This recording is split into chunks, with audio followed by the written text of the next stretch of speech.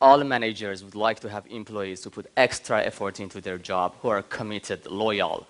All these positive behaviors highly depend on one thing, and that is the extent to which employees identify with their organizations.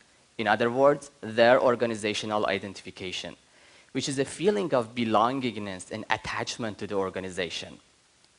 There is, however, one problem.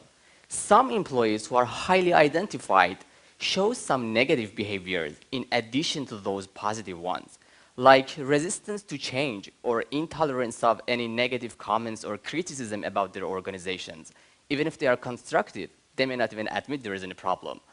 Remember, in today's competitive and fast-changing world, those behaviors could be really problematic for organizational survival.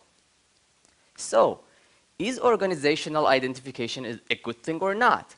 Currently, one major question in the literature is why some highly identified employees show only positive behaviors, but some others show the negative ones as well. In my model, I've explained how self-esteem could account for these differences. I've argued when people have high self-esteem, their type of identification will be what I called healthy identification, because it would lead to only positive outcomes. When people with low self-esteem identify, their identification will be even higher, but this very high identification is exactly the reason that they show those negative behaviors as well. So I called it unhealthy identification. The reason for this is that self-esteem is largely the result of being accepted and valued by important social groups like family, friends, others. So people with low self-esteem are those with fewer experiences of being valued by their previous groups. So if their organization provides them with this sense of belongingness and acceptance, they would of course cling to it very tightly, as it would be their only and major source of self-esteem.